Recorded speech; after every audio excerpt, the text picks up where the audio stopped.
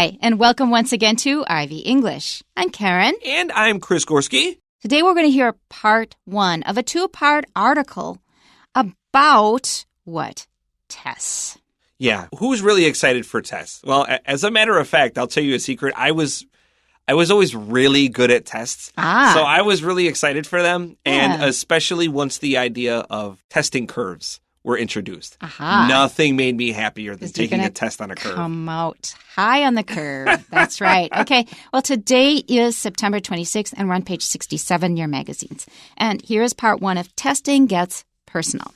Ask someone what they think about tests, and you'll likely receive a frown in return. Tests, quizzes, and exams are usually viewed as causes of dread and anxiety. However, there's one type of test that people actually enjoy taking: personality tests. These are used to determine one's strengths, talents, or weaknesses, and the results often provide insightful takeaways. Science-backed tests used to assess one's personality are believed to date back to the start of the 20th century. Some of the first assessments were used by the military to predict the impact war would have on soldiers. Other early tests were used by medical professionals to diagnose and treat various mental health issues. Over time, personality tests became standard practice in schools and workplaces to determine anything from the career path a person was suited for to which employees would be best for promotion. In today's digital age, personality tests are more accessible than ever before. In the past, you might have been given a particular test by an employer or a doctor or as part of a study. Now, with the advent of the internet, you can spend hours online testing yourself to discover everything from your leadership style to which superhero your persona most closely aligns with. Of course, most online tests are meant merely for fun, and people treat them as such. Yet, even tests that have been scientifically developed and approved have their limitations. In the U.S., judges have ruled that certain personality tests discriminate against some workers, such as those with disabilities. In addition, researchers have found that some assessments may lead people to draw conclusions that are not accurate. In other instances, an over-reliance on the results of personality tests may cause people to overlook weaknesses or strengths not indicated in the results. Because tests are designed by humans, and we humans are fallible.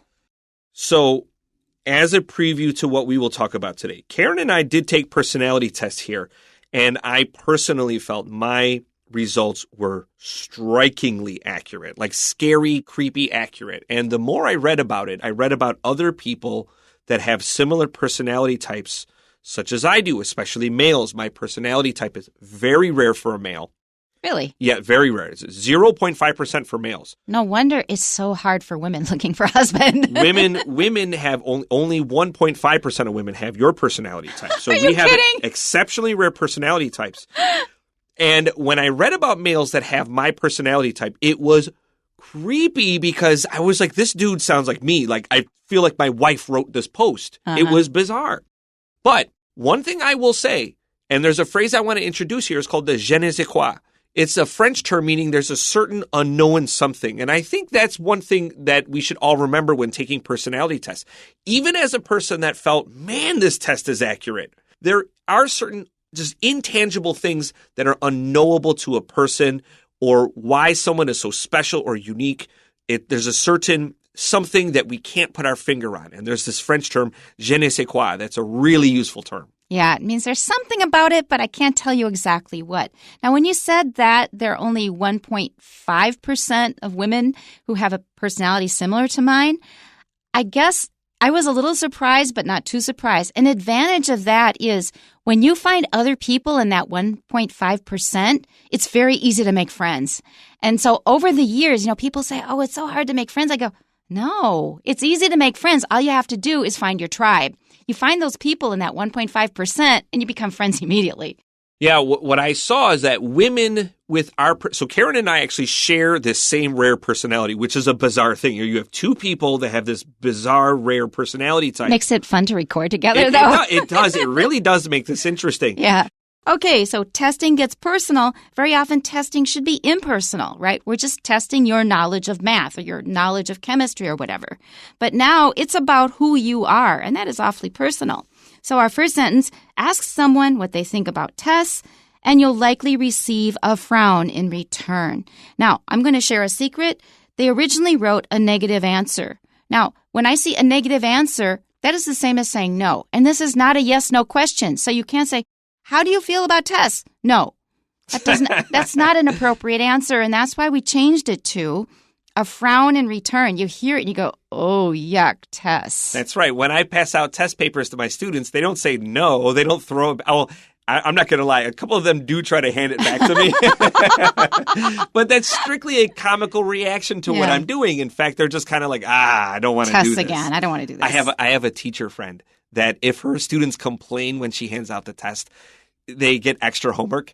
So they're careful. This is so fun. No. So what they have to do is cheer. And so they'll hear these kids say, yay! And I always know they're getting a test. It's the funniest reaction. That's hilarious. That's a great story. Our next sentence, tests, quizzes, and exams are usually viewed as causes of dread and anxiety. I think it's a little exaggerated in some cases, but if it is what we call a high-stakes test, it's a different matter. So high is just the opposite of low. Stakes is S-T-A-K-E plus S for plural. High stakes, that means a lot hangs on this test. If you get a good grade on the test, you get into a great university. If you don't get into a good university. That's a high stakes test.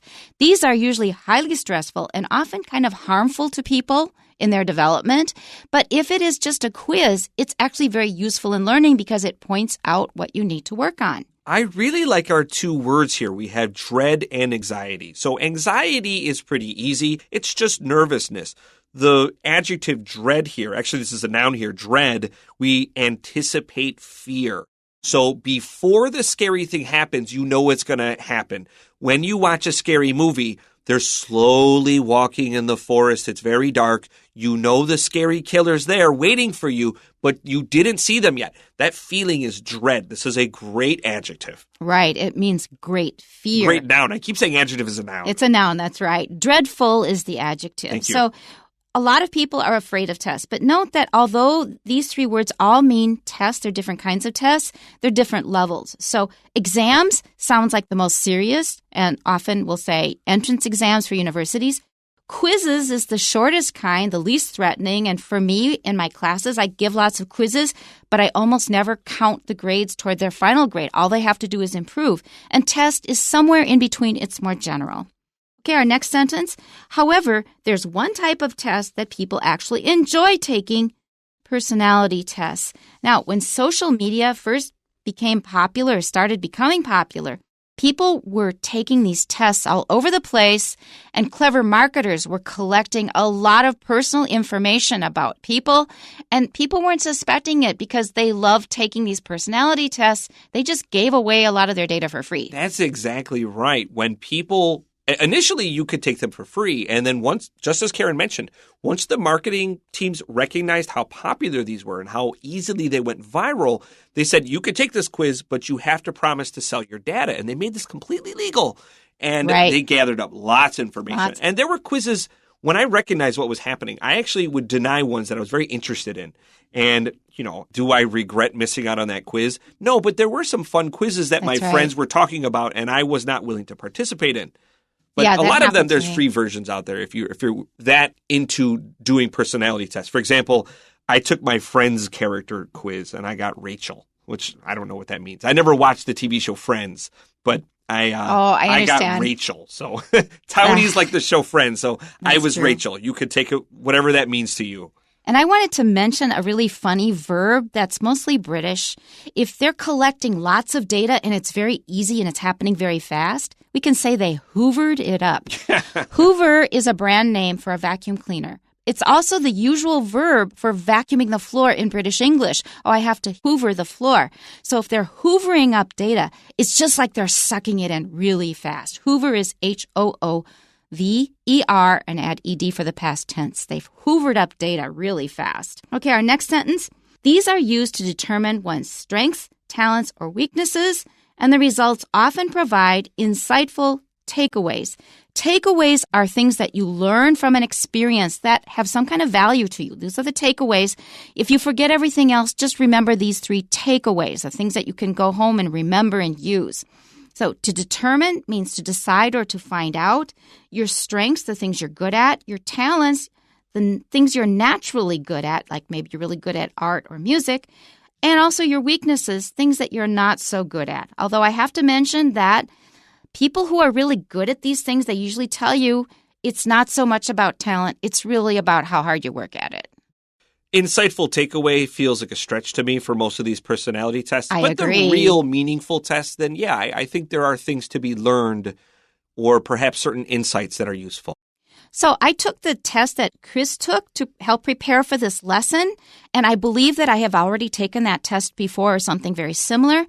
When I was answering the questions, I was very conscious of my answers. It wasn't like they were sneaking information out of me. So when the results came out, I was not terribly surprised because I was aware of the information I was giving out.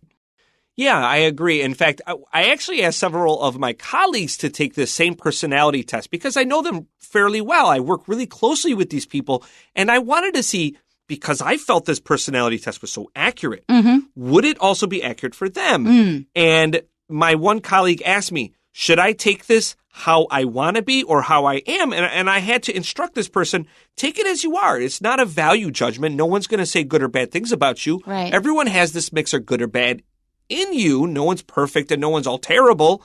So just take it as you really are. Be intellectually honest with yourself and approach this and see if it's accurate. Strictly, I asked him to do it because I wanted to see the results I felt very accurate for me. Would that carry over to several individuals? And then I would feel more confident in the results. That's right. And I find that especially interesting because maybe it isn't such a surprise that Chris and I got very similar results because we have similar personality types, at least in some areas. But the people that Chris works with, they have quite different personalities. Yeah, I agree. So Karen and I mentioned before the start of the program that I think, Karen, no matter where we ended up in the world, we would end up in education. I think we just were always going to be educators. That path was always set for us. Yep. But there are a lot of guys in Taiwan, and this is not a dig at them. This is not a criticism. There's a lot of guys in Taiwan that are in education, teaching maybe in cram schools. I'm a cram school teacher. So this is not a dig at cram schools.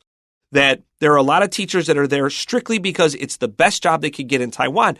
But that was the case for women for a very long time. Education was by far the best job they could get for a very long time. Right. And no one would say those women were doing a bad job. They were making good economic decisions for their family. And what's wrong with that? That's right. A lot of foreigners here do end up with needing a job, needing an income, and they haven't necessarily studied like literature or language before. But here they are, they're a native speaker, so they get hired, and they may not really enjoy it that much. It's not their thing. It doesn't mean they're a bad person. They're probably very good at something else. They'd be probably very good working at with computers or something. But, here they are, and we need native speakers, so they're not as enthused about their job as we are. Well, how many engineers from some country moved to the United States and became a New York cabbie because it was the best job they can do? That's right. No one would look down on them. They were paying their kids tuition. They were sending their kids to college. Is that not an admirable thing to do? Absolutely. Okay, let's continue. Science-backed tests used to assess one's personality are believed to date back to the start of the 20th century. Okay, now we're trying to trace the history of these tests. Some of the first assessments were used by the military to predict the impact war would have on soldiers. And that's important to know because if your soldier goes into combat and completely freaks out, he's not going to be a very effective soldier. That's right. Other early tests were used by medical professionals to diagnose and treat various mental health issues. And I have to mention here that although psychiatry is a recognized branch of medicine, we still don't really know what we're doing with psychiatry. They have revised this book of psychiatric disorders many times. They've decided, this is not actually a disorder. This is just something else. Honestly, with psychiatry, there's a lot of stuff where we really don't know what we're doing. Over time, personality tests became standard practice in schools and workplaces to determine anything from the career path a person was suited for to which employees would be best for promotion. This reminds me of an aptitude test that I took back in elementary school, I would say around 7th grade, which would be equivalent to junior high. And I got pretty good scores in a lot of things, but I got a 40% on one area, clerical. I thought, my father ran a business and he would often have me help with the books and I always did a bad job at it. That's funny. That is not my area of aptitude, clerical. That means just keeping track of numbers and records and things. I should not be doing that kind of work. So as we discussed earlier, Karen and I have a rare personality type and we have very similar goals in many ways. When I took the GRE, this is when you want to go to graduate school, you need to take an aptitude test. So I scored in the top 6 percentile for language. Yeah, I'm sure. And then I scored in the bottom 25 for math. Oh, Isn't I prepared the math. I did okay. I did too. I prepared for the math. I knew my math was weak. I knew I was going to struggle. So I performed exceptionally well in the top 10% in the entire world on the GRE in language and writing, vocabulary. When it came to math, bottom 25. Which one do you think all of my friends focused on? Well, I can guess. But I have to say that Taiwan is really good at giving you previous test questions to practice on. I practiced really hard with those, even though math is not my particular strength either, and I did okay. I did terrible. Bottom quarter. Okay, it's actually kind of typical. All right, before we move on, this second paragraph is talking about science-backed tests that we use to assess personalities or careers, etc., etc. Before this, there were other personality tests, and probably you might know about phrenology. You might have heard about the bumps on people's head. We thought in the past, people assumed that it could indicate what your particular specialties were because this is where your brain was biggest, et cetera, et cetera. It was popular in the 19th century, in the 1800s. But my favorite personality test before the advent of these modern tests was the nose test. And the British were really into this. The British were really interested in looking at the shapes of your nose and using this to determine your personality. And they had all these glorious names for the various shapes of your noses. Now, today, this seems almost funny and passé, but as a matter of fact, while I was digging up information for this article, apparently this is still quite followed by a number of people in India. All of the modern information I could find about this were for people from India, and from what I understand, people look at nose types and learn about personalities the way a Taiwanese person might think about your blood type. Or and that's like from your Japan. horoscope. Yeah. Blood type is from Japan. Isn't that a funny thing? It is. Okay, let's go on to our third paragraph. In today's digital age, personality tests are more accessible than ever before. So it's really easy to take one of these tests. You can just do it online. Keep in mind that your data will then be given to a company. You've given them permission. They've got it. So if you don't mind that, you may enjoy taking the test and may be able to learn something from the results. In the past, you might have been given a particular test by an employer or a doctor or as part of a study. And I think we used to get these once in a while in school when I was back in elementary school. Now, with the advent of the internet, you can spend hours online testing yourself to discover everything from your leadership style to which superhero your persona most closely aligns with, or also which character and friends you're most like. That's right. And I got Rachel, and I checked our personality types, Karen, for our superhero persona. Karen and I most identify with Groot, which is from Guardians of the Galaxy. That's the tree guy. I am Groot. Also, Captain America and Doctor Strange. We have very strong morals and principles that are very hard to compromise. And this, I said, okay, yeah, that's definitely me. Except put us in a situation where nobody sees it, nobody knows about it. We may make compromises. No. Really? Never. You couldn't buy my morals. I would burn your money before I would take it. Okay, we'll just leave that there for now. Okay, the last paragraph. All right, of course, most online tests are meant merely for fun, and people treat them as such. And keep that in mind. Actually, it's mainly entertainment. And why do we love taking them so much? Because we want to be seen, we want to feel that somebody else acknowledges our presence. And this test shows that somebody has observed something about us. And that's very flattering, and it makes us feel good. And it's really fun to compare yourself to your friends' characters, and you get to make jokes about that. It's a fun social thing. I'd like to hear more about your colleagues' test results. Oh, that definitely day 2. Here we go. Yet even tests that have been scientifically developed and approved have their limitations. Always keep that in mind. They really are very, very limited. They only test you on a few things that the test creator happened to think of, and we've all got many, many blind spots. Our next sentence. In the U.S., judges have ruled that certain personality tests discriminate against some workers, such as those with disabilities. So if there's anybody who has a life experience different from the person who creates the test and different from the people the test creator happens to have in their social circle, they're probably just not going to think of it because they have no reference point. And so people with disabilities have traditionally been quite invisible. People, they don't go out as much. They stay at home, and people don't associate with them much because they think, I can't really connect with this person. So their needs are often not addressed in many areas, including tests. Be careful of the word disability. Some people prefer the term differently abled. Let me say that again. Right. Differently abled. It's a phrase you may see sometimes in American media, especially. And they probably won't say a disabled person. They may say a person with a disability, and that's different. I agree. Let's continue. In addition, researchers have found that some assessments may lead people to draw conclusions that are not accurate. So the test may tell you that you're a certain kind of person, like you're really pushy and rude. Where did they get that idea? It's probably all wrong. So then they throw the table and punch you in the face? Whatever. So don't take it too seriously.